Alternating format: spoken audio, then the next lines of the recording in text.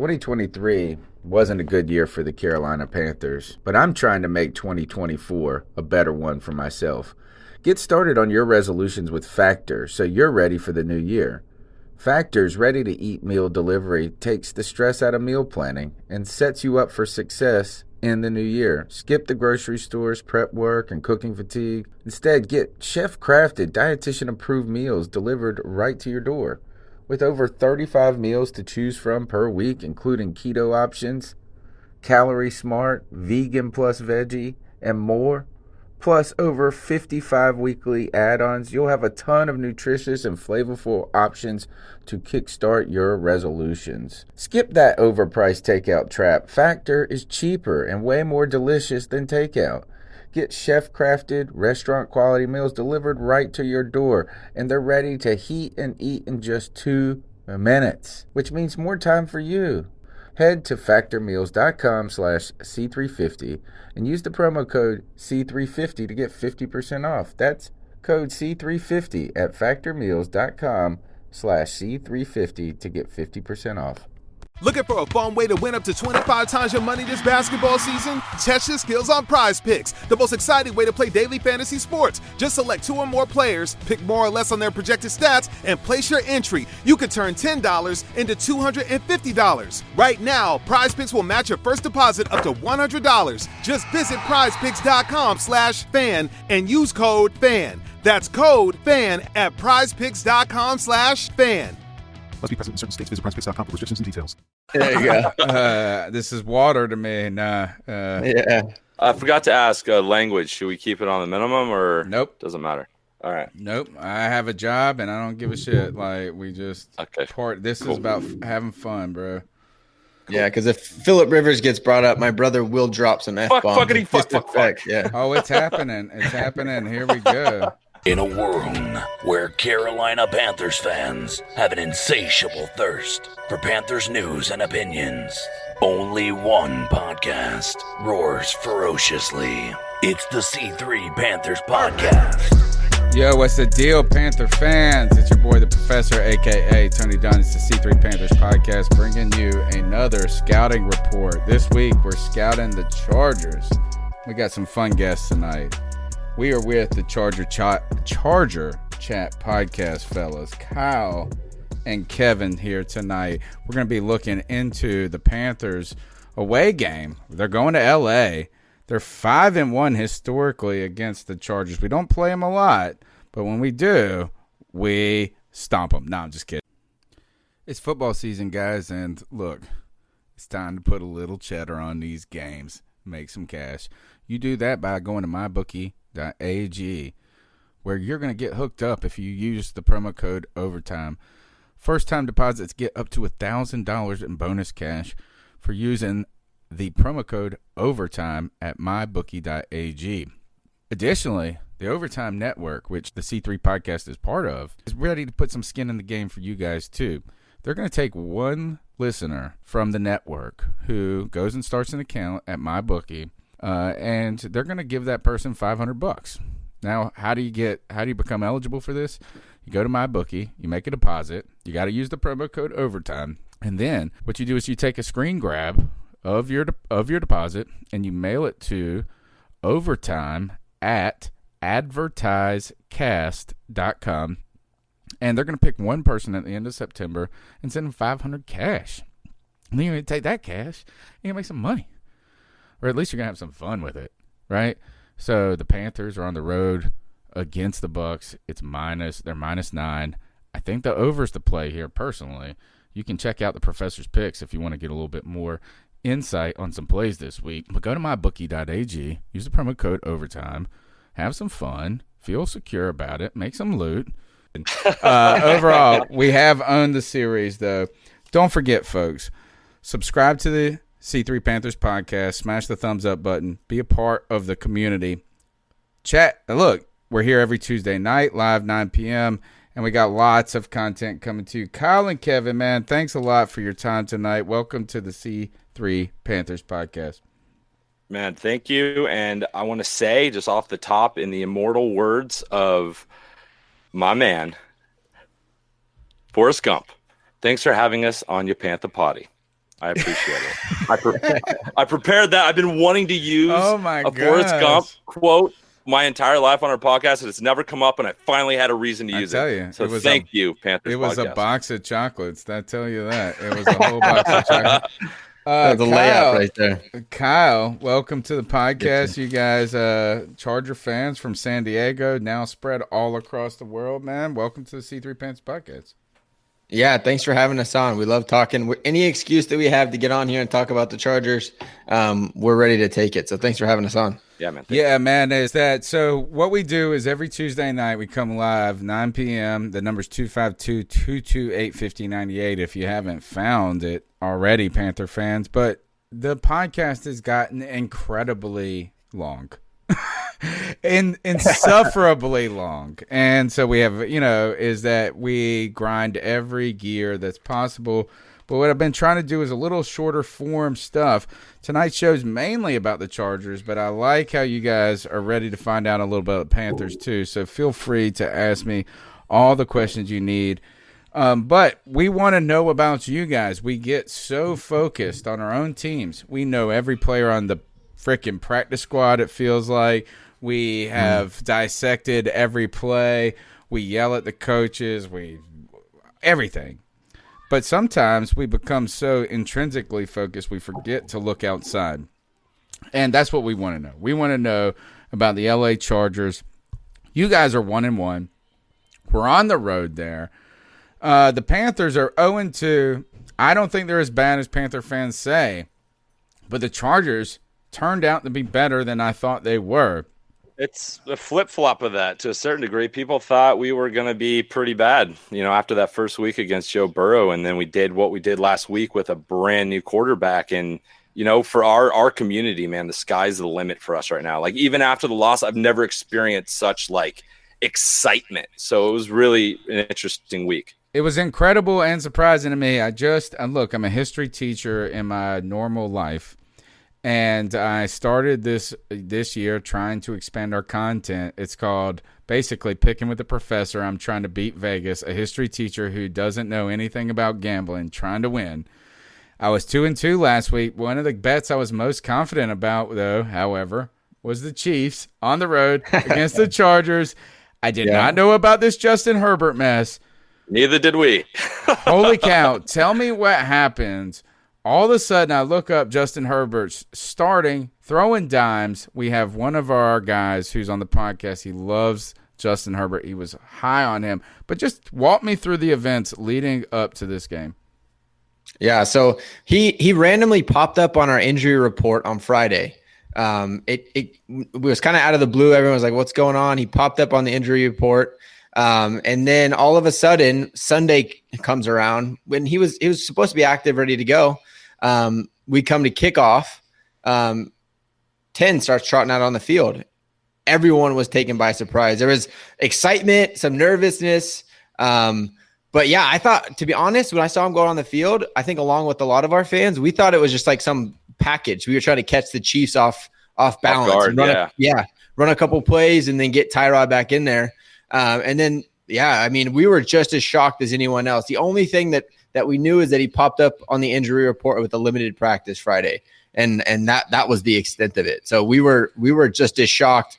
I was just as scared until that first drive when he came out, all hyped up, excited, and put together a little drive for us there. Some more news has come out recently, but why? Tell us exactly why this homie was starting. Well, I think the big thing that we all learned in the last 6 hours was that Tyrod had cracked his ribs, which they said rib injury. They didn't say what it was. So he cracked his ribs. And then the doctors gave him a shot basically to numb the pain. But the shot they gave him, the risks, they whenever they go in to give the players this kind of treatment, they tell them there's a risk that something bad will happen. There's a 1% chance that we will hit your lungs. So they basically gave him the shot, but ended up puncturing his lung. And the dude was not ready to play football. They numbed in Oregon. If you have a punctured lung, I just gotta feel like you shouldn't play anything. Yeah, no, yeah, probably other just, than maybe go to the PlayStation. You should focus. You should put all of your energy into not dying. Basically, Yeah. Breathing. They numbed his lung for goodness sake. So yeah, needless to say, he was going to be. And now it sounds like he's. The doctors are saying, some reports are saying that he should be out kind of indefinitely for the time being. They've said that he's week to week. But yeah, so he had a medical mishap before kickoff. Is there any chance you guys bring back David Chow now as your doctor?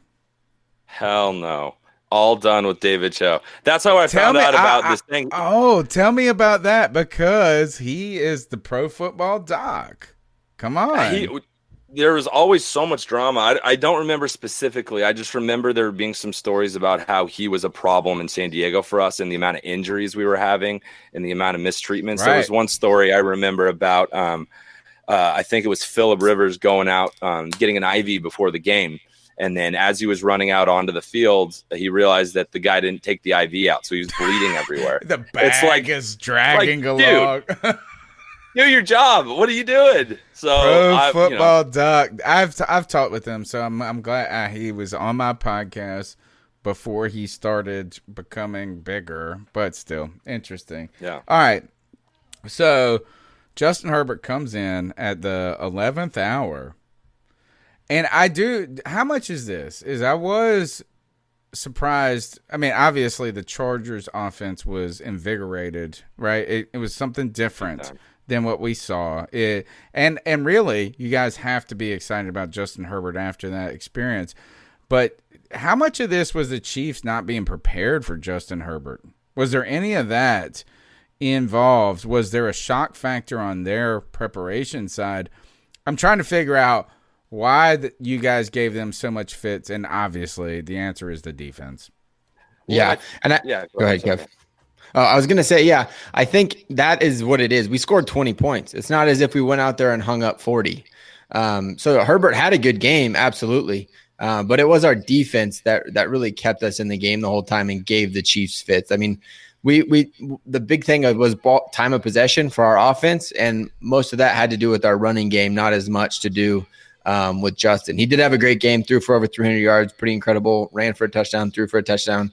But yeah, our running game and defense, which is how you beat better teams. You got to control the clock and be able to get some 3 and outs, which is what we were able to do. He injected some life early, though. I know it was the defense. Right. I know the running game is the deal, and that's the real story. I understand that. But you guys kind of, if you think of it like a boxing match, you kind of came out and punched the champ real quick early. You know, you landed one on the chin, and I feel like there's a lot of credit that's due. He responded in this moment. Yeah, it was big time for that, and he kind of carried it throughout the game too. Where like in the recent memory, I don't remember having 8 to 10 minute drives. Like that isn't usually our MO, but he was consistently doing that all game long. So like your boxing analogy, he just kept with that jab and just kept it going. And just really didn't give them a chance to get in rhythm. The only thing the Chiefs offense did to us was Mahomes' legs. That's it. One big play to Hill and then just his legs. That was it. And we kept him out of the end zone. They had to kick 3 field goals to even make it a game outside of the 50. Harrison Butker. Oh, dude, he's going to dick you right in the butt. And for sure. I tell you this. Now, look, you guys probably don't know this, but Harrison Butker was drafted by the Carolina Panthers in the 7th round. He went into a kicking competition 2 years ago, the year he went to the Chiefs. So it was 2 years or 2 or 3 years. I think it's 2 or 3 years ago. The Panthers have a kicking competition basically between him and Graham Gano. Graham Gano is not on the team anymore. I hate Graham Gano.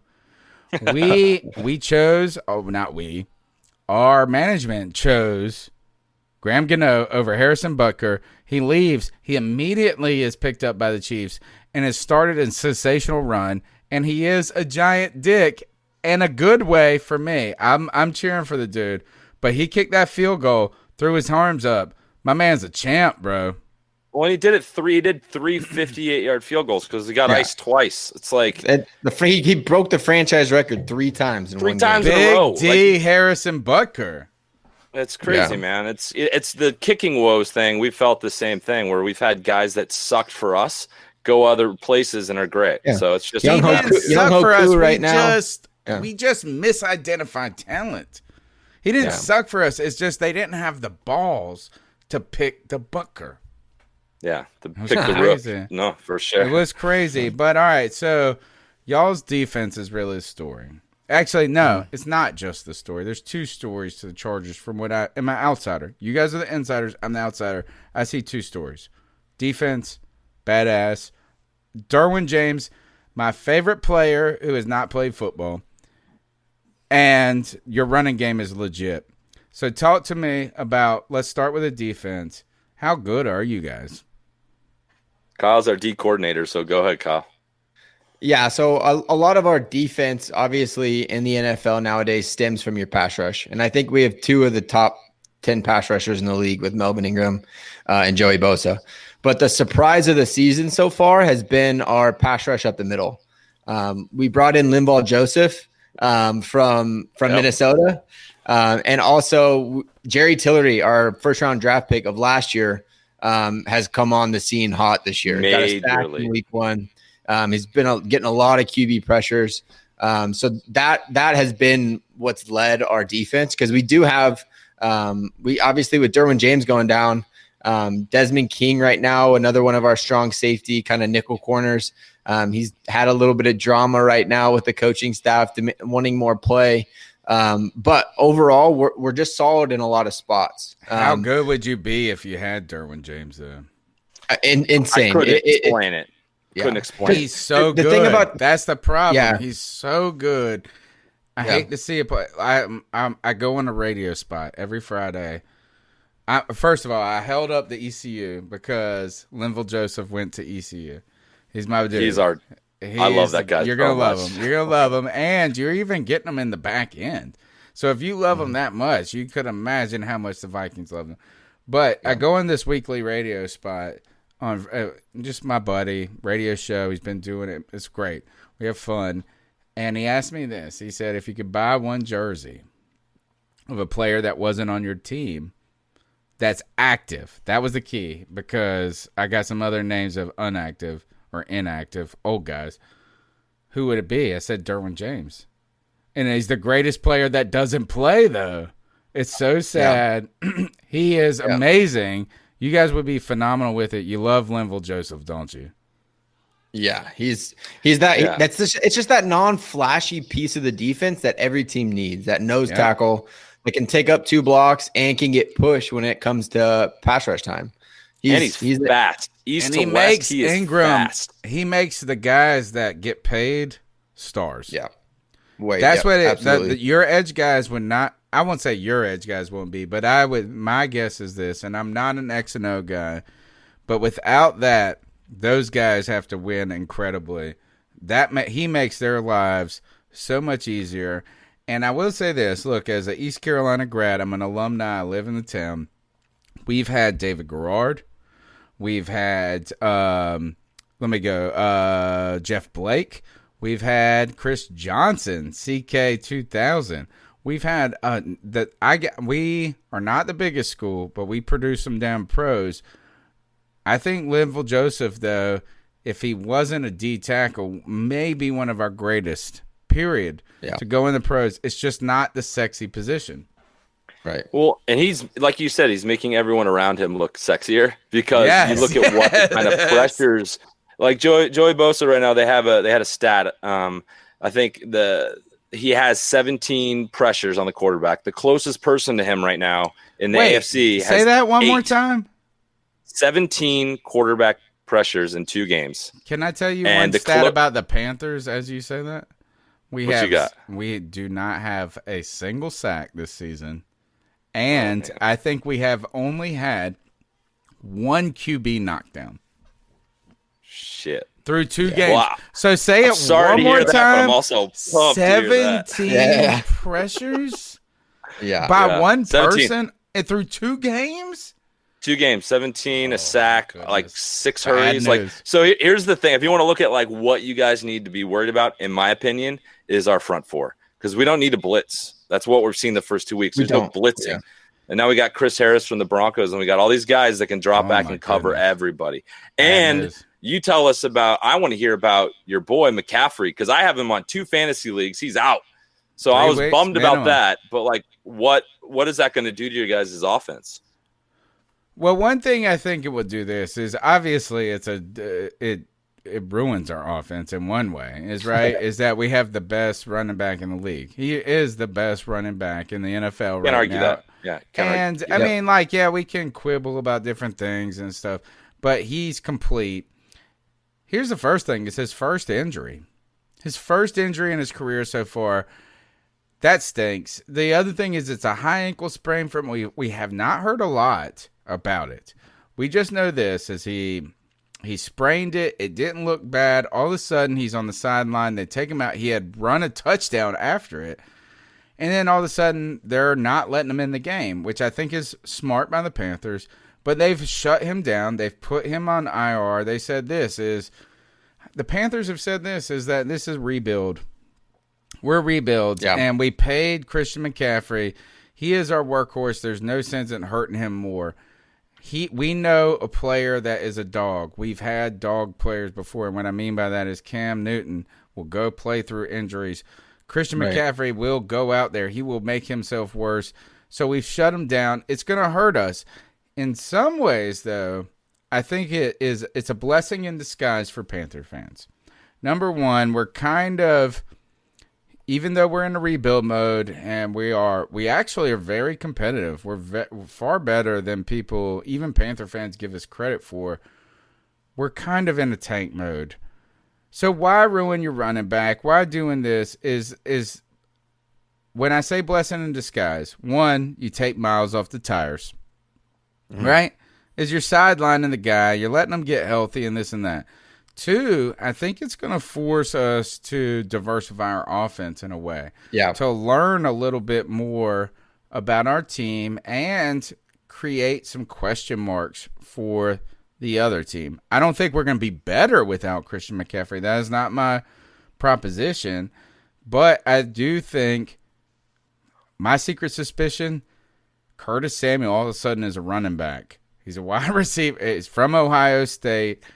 People love him, all of this and that. He's not going to be on the team anymore in the future. He's in his final deal. He's a tweener. Is he a running back? Is he a wide receiver? Who knows? It hurts us. It hurts us, but it helps us for next year. That's kind of my answer is maybe we get Trevor Lawrence. I don't think why? Does Christian McCaffrey help us today? No, and a hurt Christian McCaffrey hurts us tomorrow. Yeah, but my question is, what does it do to your offense? Obviously, it's like a Derwin James. You can't replace that player. You can't just pick a guy up. There's not a guy on your depth chart that you're going to replace it. So do you think that you guys go and Teddy throws the ball 30, 40 times this game? Or is it going to be, hey, we're man down. Let's try to grind out some first downs with Mike Davis, big boy, and see what happens? What do the analytics guys tell us? I don't know. We'll maybe learn a little bit about our new coaching staff, right? So we get a new coaching staff, Matt Rule, who is, I won't say he's been touted as the analytics expert necessarily, but we have kind of had old school dudes before. We had John Fox, we had Ron Rivera. They're the anti-analytics. And I don't want to dump on them to say that they don't understand numbers and stuff like this. But we bring in this new regime that is kind of the progressive look at football. And we also get Joe Brady, who is what everybody reports to me, the savant. And to be honest, through 2 games, he's lived up to it. He's been phenomenal. Now, I mean, I'm not saying he's going to go reform football and this and that. But I was worried about a 30-year-old's offensive coordinator coming in. Not worried like he couldn't do it, but is the hype too much? And he has been patient. He's been very balanced. He has not tried to over-madden it. It's worked. It's worked. So the analytics guys will tell you that Christian McCaffrey equals 1 win a season ultimately or two, and I don't believe it. I think Christian McCaffrey, if you look at the way he's run, I think you put a regular back there, they're negative yards. He's special. He is special. So I know the analytics people make sense, but I don't agree with them entirely. I don't think we go, at least from what Joe Brady has shown us, even we were down 21-0, and we did not go pass, 5 wide. I don't know what's going to happen. I don't think I have some confidence that we'll be okay, but I don't know what that truly means, being okay when you're already a bad team. So I'm just curious, like you were mentioning, like it seems like the fan base is saying that they're, ready to kind of get ready for Trevor Lawrence. Is that what you're saying, the vibe? That's what everybody wants, baby, because he's South already Carolina. At week 2? Week 2, you guys are already there? I think we were prepared before the season started for that. That was kind of the hope. It was almost – all right, so the Panthers, if you look at our record historically, we're an 8-8 team. We've never had back-to-back winning You're preaching to the choir. Right there with you. We've never had – and listen, in our 25 years or 27 now, we've never had back-to-back winning years. We'll be 12-4, then we'll be 7-9, then we'll be 10 and so what Panther fans have been upset by, or at least some of the harder core ones, is what we call that kind of yuppie mediocrity. And we've been excited. Now we love Cam. It's a hard year for us, bro. It's a hard year for us. We're in the similar situation. Did exactly the same. Our quarterback forever is gone, so it's a similar kind of energy and vibe. It was hard to deal with. It's nowhere similar. What are you talking about? At least our guy was on the field all the time. How many playoff wins? I think 6, 7. He has not had no 6 or 7. I believe it's 6. Lies. I'm the biggest. I am the biggest. In recent memory, we've had at least 2 in the last 4 years. I'm the biggest Rivers hater in the world, bro. Most overrated. Why you gotta hate? Why you gotta hate on Phil? Well, I'll tell you. Philip Rivers' playoff record. His playoff record is 4-4. He's 500. He's a Panthers quarterback. He's had built 4. for you guys. He's been there for like 20 years. All right, here. Let me tell you about this. He is the best quarterback through 3 quarters.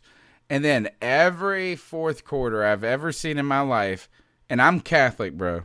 I'm Catholic, so there's no hating on the Jesus part. But he's looking up to the heavens going, why did I throw that? He's looking up like the big screen right there. And he always throws the interception, at the end. And he's looking up. He's like, huh. And he's almost surprised by it. How is he surprised by it? I don't get it.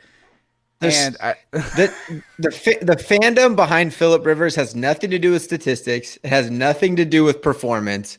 It's because you fall in love with the man that is Philip Rivers. That's the bottom line. Like, he is a leader. You watch him play. He played in the AFC Championship with a torn ACL. The guy's he's a natural leader. He's want to see him do well. Yeah. God dong it. I don't know what that means. I don't either. I can't explain it, to be honest. Yeah, it's hard to explain. You can throw stats at me all day, and I'll be like, yep, that's probably true. He didn't play great in the playoffs, but cool I still am loyal to Philip. Yeah, cool story. Dang it. Why are we talking? Nah, he's funny. He doesn't curse. That's my joke on the. No, all right. Yeah. Part of the reason is I don't like him. He went to NC State. Number 2, he is, which is kind of our rival. Russell Wilson also went there, which they released, and then he went to Wisconsin. But the thing with Philip Rivers is the numbers are great, and the passing yards are great. That's what it is. Yeah, passing yards are great. He holds several franchise records for us. But I don't want to hear no shit. Cam took nobodies to the Super Bowl. Cam is incredible. But how'd that Super Bowl go for you guys? Well, I wouldn't be proud of that Super Bowl. That's like the Chargers Super Bowl appearance. If we would have had a right tackle in that game, we would have won. Yeah. It was off. But anyway, my point is this: Philip Rivers, don't tell me he didn't have talent. No, Don't tell me that. My man had offensive talent all day long. So Phillip Rivers always looking up at the scoreboard, surprised that he threw the fourth quarter interception, and it always makes me laugh. Sorry, we got off a track on that. We got a little off track. No, it's good, dude. You got my blood pumping, dude. I'm Yeah, like now ready let's to talk go. about Let's some more talk. shit. Yeah. Let's Why? go. Is he your boy? Is he like you're gonna defend him to the end like I defend Oh, Cam? 100%. He's like Yeah. my dad. If you know, he's like my dad. Papa Love Phil. Well, you might Papa be his Phil, man. child for all we know. And You might be his There's a child. good He's- fucking chance I am. Yeah. There really there's- is. The thing is, though, the Charger fan base, we are not the majority in our love for Phil. There's a big part of our fan base that was ready for him to go, unfortunately. But yeah, we are where we're at now, and it looks like, based on this last Sunday, that our future looks brighter than we had anticipated. All right, sure. let's turn our attention to another. We got strangely, the Panthers and the Chargers have not played each other much, but our storylines continue to converge, right? We got this. For me, it's this Eastern North Carolina thing between Phillip Rivers now, but let's go to this. You guys got also Linville Joseph, but next, the Panthers and the Chargers had a trade this year. Oh, we did some Yeah. flip flopping. Russell Okung and Trey Turner. Tell us about first Trey Turner dealing with injury in the week 1. Tell us of the state of your offensive line, A, and B, just a little bit about your thoughts on Trey Turner. Yeah, so our offensive line is pretty much a bunch of guys that we had last year that weren't in starting positions, and bringing Trey Turner in and Brian Bulaga really solidified everything. We couldn't keep Okung on the field; it just wasn't happening. And you probably heard Tough about year his, for him last year. Tough year for him. Very tough. Like having what was it? The hemorrhage thing. Well, What was he it got called? basically got a blood clot, right? It was a pulmonary blood clot. embolism. I think It was that's a pulmonary blood embolism. clot where it shoots into your lungs. Like that's terrifying. So it was And just it crazy. cripples you. My dad, by the way, had this. So my dad had this. He had this. What is it? Where you got what's it? It's like an intestinal thing. Gosh, Crohn's disease. He didn't know he had it, so he has this giant surgery. It's like this long ass surgery. It took forever. My dad never goes to the doctor, and this giant surgery is like 9-hour surgery. It's crazy. He's fine after that. Like he's like, I'm a tough guy. Like this. He had the pulmonary embolism, and that put him down like a baby, like that. Yeah. That little rock through his and it lands. That one thing after 9, I was like, God, you had a 9-hour surgery through his heart to his lung. It's a big deal. That's scary, man. And we were worried about him. He was the prized possession of our offensive line at that point. Yeah. And this year's been crazy because we lost Pouncey. He's probably done for the career. He's going to have a injury, hip replacement.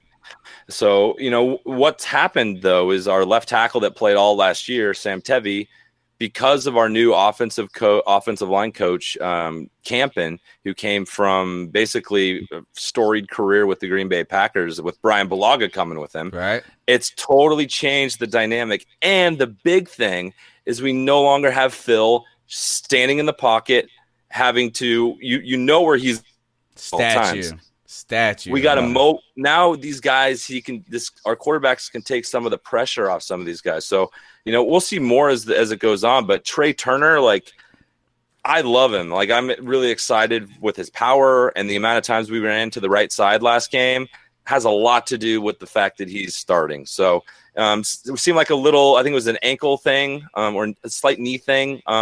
It happened the same day that Derwin went down, so we kind of got lost in the media he had a little injury.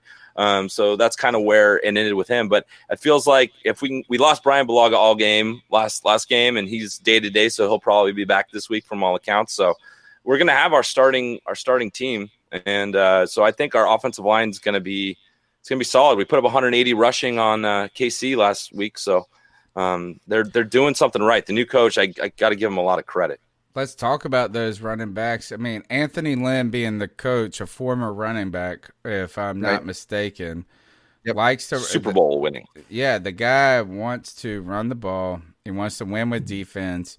He wants to win like the Panthers actually have won throughout their career as a team. We're a young team. But tell us a little bit about that running attack. Yeah, so our two running backs, we have Austin Eckler, who was our undrafted kind of Stud. just awesome story. Yeah, just a stud. He's our do everything kind of back. And this year we drafted kind of a under the radar Joshua Kelly out of UCLA. He was our 3rd round pick.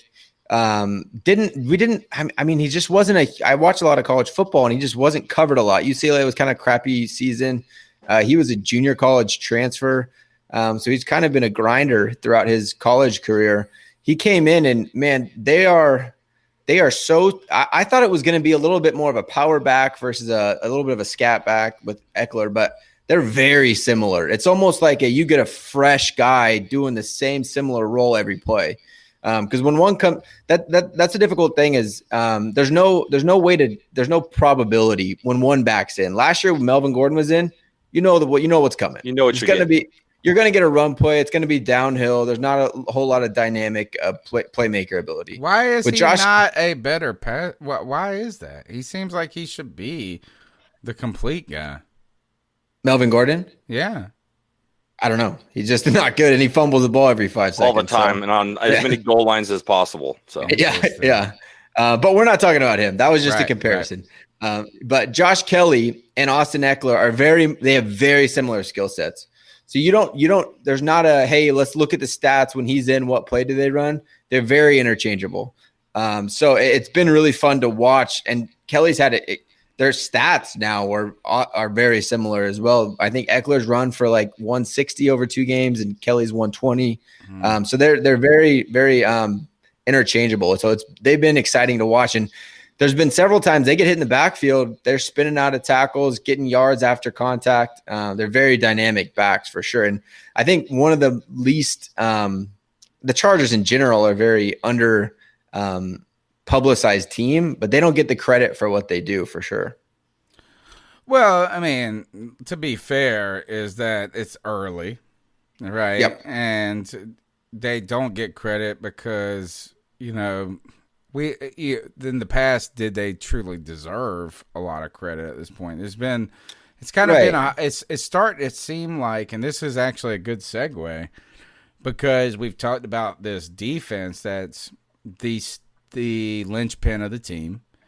Yep. And when you're a defensive team, having a complementary running game is the best thing you can have. A lot of times for the Panthers, we've had this in the past, but what we have missed is kind of the juice on the passing game. Now, Justin Herbert, obviously the rookie, but there's real talent at wide receiver. And this is the thing that the Panthers have not had. We've had Cam Newton, which is the rookie, the juice at quarterback, but we never truly had weapons with him. The Chargers have a great wide receiving core in a very quiet manner. Keenan Allen, obviously one of the best wide receivers in the league that just kind of seemingly continues to be a little under the radar, in my opinion, and how good he is, as well as Mike Williams, right? I don't want to confuse, right? Clemson guy, right, who is arguably, he's like Sammy Watkins type sensational, but also like Sammy Watkins, struggle with injuries. Talk a little bit about that passing attack and those wide receivers. Where are Keenan Allen right now, Mike Williams, and a little bit about the health of those guys and who's the compliments to them as well. So I think, the big thing is Keenan Allen and Mike Williams had very interesting games week 1 and 2. Week 1, Tyrod Taylor was throwing just kind of jump balls to Mike Williams all over the field. And he had an interview earlier on in the year, and he doesn't call them 50-50 balls when you throw them to Mike Williams. He calls them 80-20 balls. Yeah. That's what he calls them. And it's true, he just goes up bro. And gets I watched him, man. It was insane, dude. It was the guy that you saw at Clemson. Yeah, for sure. And he's still doing that. So last game was interesting because, I'm thinking the Rook he took a couple shots downfield, but it was more like quick, intermediate passing. And Keenan thrived last week, and he put in some crazy middle of the field dimes for these wide receivers. So those guys are great, and we're seeing Hunter Henry start to thrive. And the injuries, I got to find some wood, hasn't been an issue for our wide receivers as of late. And we just picked up some great new guys. We got Joe Reed from, I believe, West Virginia. And University of Virginia. Yeah, Virginia, and KJ Hill from the Ohio State. So we got we have a young receiving core, and I think it's just a matter of time before they start gelling and getting their rhythm. But injuries, they don't have Phil anymore. Injuries have been problematic, right? As Mike Williams struggled with injuries, Keenan Allen has not had an injury-free past in a way, but Right. Hunter Henry. Beginning of his career, just like one season. Yeah, and he much. missed it. But both of them, actually. That's interesting. Your receivers both were riddled in the first year right away, right? Mike Williams, the same thing. But talk a little bit about Hunter Henry, because just the tight end position, he also had some injuries too, as well, as I believe. He's had some crazy weird ones. Some bad ones, yeah. Last season, 2 years ago when we made our playoff run, he broke his knee in the first couple of weeks. His kneecap broke his knee. Yeah, I didn't break. He broke his kneecap. Yeah, he fell skateboarding off of or something. Was he on the half He pipe? got interviewed. He didn't even know how it happened. Yeah. It's just incredible. It's a fluke, weird thing. But he came back. Yeah. But yeah, that it seems like every year our GM looks for those guys that have a little bit of an injury past to get some deals in the draft. Why? I don't know. Why would you do that? That doesn't sound like a good plan. I don't know. But it seems like every year there's a guy, Keenan Allen. Keenan Allen was a 3rd round pick for us. We find these guys later on that he takes risks on some of that type of stuff, which doesn't always work out. But yeah, this year, as far as receiving health goes, I think unless they get hurt blocking, which majority of our offense is what they're going to be doing, they've been able to stay healthy so far. Mike Williams had a little shoulder thing in training camp, but yeah, they've all, and now we have a little bit of depth. And that's been historically his problem, though, right? Was the shoulder. Yeah, that's what's scary about it. I was worried about that, and that's kind of. I'm a big fan of him, and I saw how well he's played. But once you hear shoulder and him, you get concerned. Yeah, absolutely. Yeah, there's always concern, and anyone can go down anytime. They could be scotch-free, and Christian McCaffrey, one of the best athletes in the league. Never and he goes missed down a with game, and all of a sudden, yeah, exactly. It is a man's game, and injuries do happen. All right, so what are your tell me what's on your mind about your team. I've asked you not every question I could think of. I could keep you here all night, but just like as you're going into this week, what's kind of in the thoughts and minds of Charger fans? I think the big one for us is the fact that Herbert's going to get a second round at this, because there was talk at the beginning of the week that Tyrod was going to come back in and be the starter again. And it's not that we don't want that. We just saw what happened week 1, and it wasn't the most exciting brand of football, honestly. We grinded it out. So this week we grinded it out with our defense, but we were successful on offense. So I think generally our fan base is like, what can Herbert do? Like, we're excited to see what he's capable of. Do you think there was any malpractice? I won't say malpractice. Not like Tyrod Taylor's got a suit against. Dude, the there's Chargers. so many hypothetical things floating around, like conspiracy theories. It was an accident. He's the most. Tyrod Taylor is the most unlucky quarterback in the National Football League. He's always his first year starting for 2 different teams. They draft a quarterback in the first round. He gets hurt within the same week. He got hurt the same week 2 years apart. He's just the most unlucky human being on this planet, and I feel so sorry for him because I think he's a good quarterback. Do you think that's why Anthony Lynn is so kind of, I won't say dogmatic, but emphatic that Tyrod Taylor should be the starter if he wasn't hurt? Yeah. It's the turnover game, man. The whole year, all our coach is talking about is the turnover game. Don't turn over the ball. Don't turn over the ball. I do think there's a part of it. Rivers is it also what he is saying? Yeah. There's a little built-up resentment from having, inheriting him for the last couple of years, but he's changing the dynamic of our offense. Kyle, go ahead. Sorry, man. No, it's okay. I was going to say, I do think there is something to everyone was questioning why Anthony Lynn came out and was so emphatic about if Tyrod's healthy, he's our quarterback. Justin's the backup for a reason. And I think part of that, I think part of that was because we hurt Yes. Tyrod Taylor, our medical staff. Y'all. You know, I did- think yeah. he's an ex-player. He wouldn't want to throw his guy under the bus. You know, it's like, dude, this guy You're didn't not lose the supposed job. to We lose hurt your him. job to injury in theory, right? Right. That's kind of And the team rule of thumb. And inflicted then injury. when you cause the injury, that It's does insane. Yeah. It's a horror movie. It's literally a horror movie. You can't write this stuff. It's impossible. Like this is like a horror movie version of a football movie. It's just hard to get by. All right. But- All right. Well, you know what? It's funny is that you're saying it's a horror movie when you actually might be the most optimistic you could be at this moment. In theory, is it that sucks, coming dude. out? It's like this. It's this crazy like yin yang thing. It's like this sucks, but we found out who our new guy is. But then we don't You want him to go away almost yet are because we have so much fun 2-0. watching him. You're almost 2-0. You rung the champ's bell, bro. So it's not like there's got to be optimism surrounding this team. Absolutely. All right. There's Did I a miss- lot of games left. There's a big seat. There's a lot more NFL road to travel, and we're not worried by any means yet. We're optimistic. No, you have to be. In fact, if I would have asked you if you would have been like this at 6 weeks ago, I think you're probably happier now than you expected to be. Not to say that you thought you were going to be bad, but this has got to be good feeling about this team. Have I missed? All right, so my last question, and I'm going to turn the mic over to you guys. You can do whatever you want with the mic. But my last question is, what if you were the host of an opposing podcast like me, what question did I miss about the Chargers? What topic would you say, hey, this is the one you should have asked me about? Oh, it's a tough question, isn't it? That's a good question. Yeah, that's good. Who's my favorite person to follow on Instagram in terms of the players, maybe? Because I have some favorites. All right, who's that?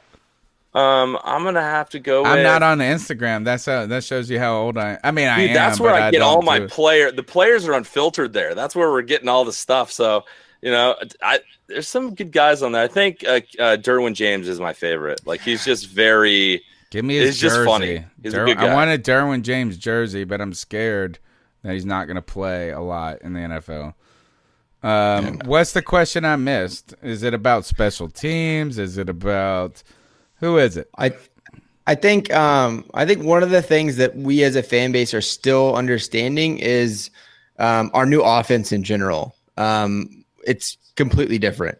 It's so different. So Tell as me. an opposing team, I think that's what coordinators are still trying to figure out, especially going quarterback to quarterback. We have a first full year OC right now. Shane Steichen took over in the middle of last year. Where did he come 30-year-old. from? Another Where did he? 30-year-old, just like you guy. He was with He our was- quarterback He was our coach. quarterback coach. Okay. Yeah, so he just got promoted up through the ranks with us. But he took over a Phillip Rivers offense and ran it okay for the rest of that second half of last year. But this offseason, he developed a whole new scheme. We're running read options, which we obviously could never do with Phillip Rivers in the past. Moving our pocket a lot with straight rollouts. And a lot of more less power run game and more of a zone type scheme. So our offense, it looks nothing like what we're used to. And then the other thing is the aggressiveness of our play calls from Coach Lynn. We went for it on fourth down several times last week. He's a very aggressive, look for opportunities to take chances. He's not a sit back and let's see what happens type of a coach, which stirs up some controversy within our fan base of when he decides to do it. But he's in a very aggressive, looking for opportunities to take chances kind of a coach.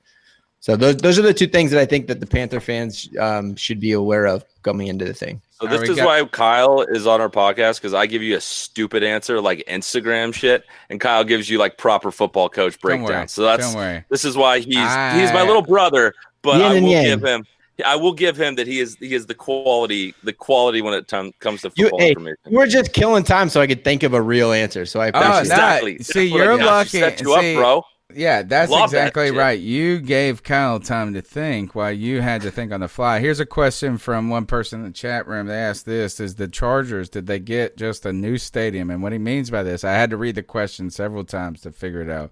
And not because it was poorly written, but to understand what the meat of it is are they just in a new home now, or did they get their place to play. And what he means is, like, are you sharing a joint or is it your joint now? It feels to me, Kyle, you should weigh in on this too, but it feels to me like it's our place. It doesn't feel to me like this is LA the Rams people stadium. are so fickle. You got to go back to San Diego. Dude, It's the I worst guarantee thing. you it's just not going to happen, man. I know it's not going to happen, we lived but it, dude. We're from LA there. is terrible for football. Well, the thing is, San Diego's not the best either. And the problem we because had the weather with is beautiful. the problem we had with all of it was that we could not get the local government to get us funded to get a stadium. They blew it. And we tried for, I would say, at least 10 years to get that done. And then we got to the final minute where our ownership was like, all right, guys, we're out because this is too much.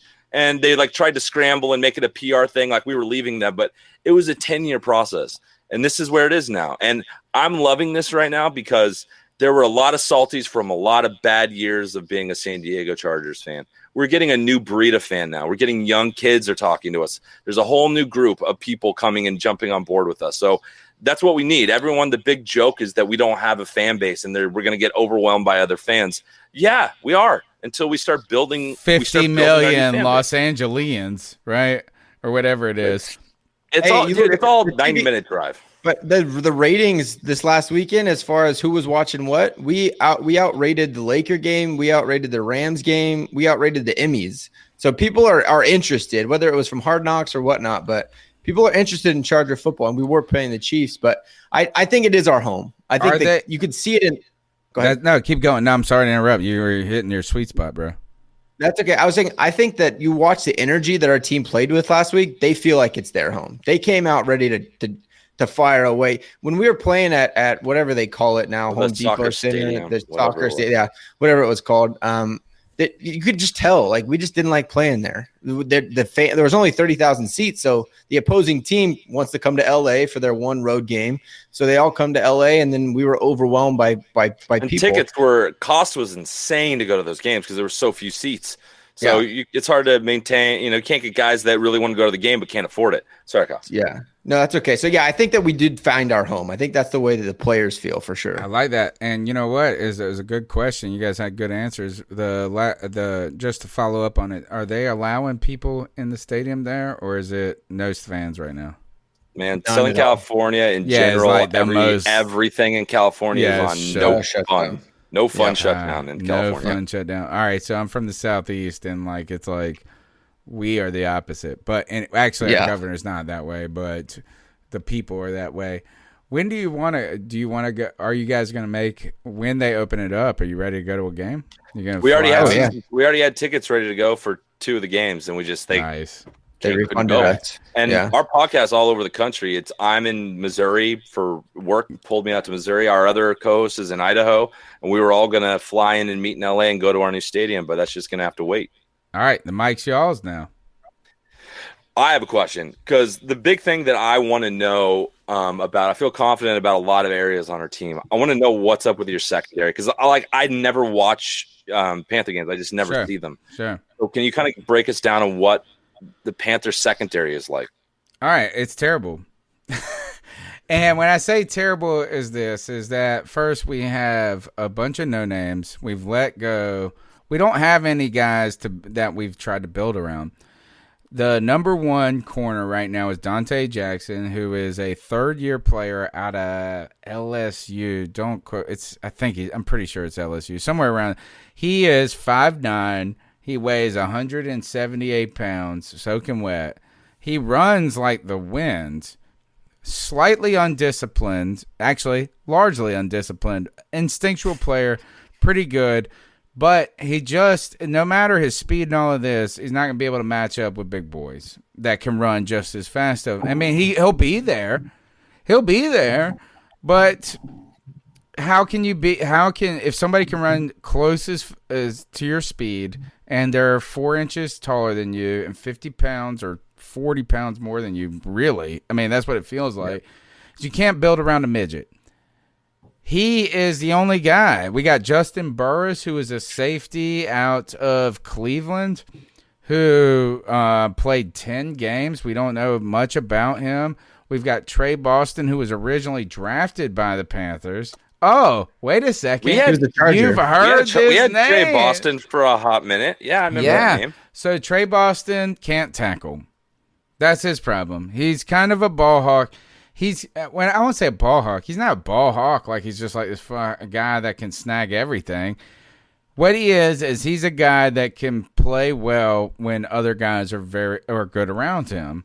So like he's not the worst. He's not good. That's ultimately his best season was with you guys, and I think that largely had to do with the defensive front that you guys had at the moment. And I mean, it's not a knock on him. We're glad he's here in a way. He can't tackle ultimately. The secondary is a problem. We all understood this. We know this. We don't have the horses and the talent. Sadly, it's not been as bad as we thought. The other places are worse. So, I want to shit on the secondary. I do. I want to be like, gosh, they're fucking terrible. We got. Here's another one. Here's one other thing. We went into the season starting Dante Jackson, who was in the doghouse with the original coaching staff. Right, his third year, 2 years with the Rivera staff. They had benched him because of his kind of I won't say attitude. It's not like he's like, I'm a jerk, but his kind of loose play. You know what I'm saying? It's just not fundamental. He's like counts on the speed so much. So then we have him. The new coaching staff says he's our guy, number one. Number two, Troy Prine Jr., who is a 4th-round pick, who is also a midget. Very small. Midget, but very small. They're undersized guys. LP, man, little person. Yeah, little person. They're undersized. So anyway, Dante Jackson gets a little hiccup, a flat tire his first week. He gets an ankle, but he comes back in week 2, plays very well. Arguably, I have one big problem with him in week 2. But we signed Rasul Douglas that the Eagles dropped, and he's our bigger guy now. And this guy came in on Wednesday and started on Sunday and played the entire game. So don't fear our secondary, but I am pleasantly surprised how they've played with not much. Got it. My question. Go ahead. No, I was just gonna say. My only question is, what do you think the final score is going to be? What's your prediction of the outcome? Tough. I thought the Panthers. All right, so the Panthers have a competent offense, right? Teddy Bridgewater is a good quarterback. He's a good quarterback. Careful on this podcast. I think he's a good quarterback. He has that one flashed. screen last week where he threw it like 15, 20 yards over. God, it was terrible. He had a bad week last week. He's competent in so many ways, except for we miss Cam. You go see Cam do what he did in Seattle, and we're all crying about our ex-girlfriend. And look, we're Cam dudes. I mean, I'm telling you, dude. My wife bought me a Cam jersey the day he was drafted, and she gave it to me before he played a game. It's he's our guy from the beginning. So we have spent 8 years defending Cam against the haters, and now everybody loves him. And I've been telling everybody he is what he is. But, Teddy's okay, right? Is that Teddy is what they brought him in to be, except for last week he wasn't, right? We brought him in to be, I don't want to call him a game manager because that's kind of it's an insult, right? Is that we brought him in to be very competent, to not turn the football over, and to give us a chance to win. Last week, he was not able to do that. He turned the ball over several times, 2 interceptions, a fumble. And then we had Robbie Anderson, who is is a great offensive player. He's a baller. He's skinny as shit. He's so skinny. It is crazy how skinny he is. But he's a baller. I have generally said this, is that the Panthers can hang with people when it comes to points. Not win, but put some points up. You know what I'm saying? We're not going to get – yeah, exactly. And that's what I wanted to be. Christian McCaffrey out causes some problems. Y'all's defense causes us some problems. Our offensive line is actually better than it's probably been in the last 6 years, which is strange. I don't know. I don't think this game is a giant score. Yeah. I do feel like this is you guys have some things that can really cause us some problems. We're not good against the run. So what does that mean? That means the clock runs and runs and runs, right? And so good point. I think you guys, I don't think it's going to be low scoring, but I don't think it's going to be a shootout. I mean, we're talking 27, 17, 24, 24-14 type of game. Somewhere in there but I do think you guys are going to try to win with defense and running the ball, putting Justin Herbert in good positions. Maybe you blow it up. Maybe you do. I don't expect us to. That's kind of what I think. I won't say low scoring, but I don't expect it to be high scoring. Got it. Well, hey, man, I just want to thank you for having us on. We really, really appreciate you reaching out and extending the olive branch, and it's been really awesome. I wish we played more frequently. I wish we could come on here more often. See you in 5 years. Yeah, see you in 5 years for sure. Don't worry. You guys look. We just football fans having fun, right? You know it, man. You know it. All right. Tell our fans where they can find you guys, because they will. They're gonna tell them, get them on that Twitter feed, and they're gonna be nice. They're gonna be. I mean, they might give you a little jostling, but no, come on. That's what Sunday Twitter's for, man. Yeah, exactly. Tell them where they can find Charger Chat Pod on Twitter. We are Charger Chat Podcast on YouTube. We've produced a lot of videos and fun edits and stuff. You can find us on Instagram at Charger Chat Podcast. So it's just, if you want to come shoot the shit this Sunday, we'll be there. All right, that's Kyle and Kevin from the Charger Chat Podcast. Guys, I had a blast talking about it. I'm going to go eat some Chinese takeout that my wife ordered. It's late for me. I've eaten, so let's go. Hey, go Panthers. Good luck on Sunday. Looking for a fun way to win up to 25 times your money this basketball season? Test your skills on Prize Picks, the most exciting way to play daily fantasy sports. Just select 2 or more players, pick more or less on their projected stats, and place your entry. You could turn $10 into $250. Right now, Prize Picks will match your first deposit up to $100. Just visit prizepicks.com/fan and use code FAN. That's code FAN at prizepicks.com/fan. Must be present in certain states. Visit prizepicks.com for restrictions and details.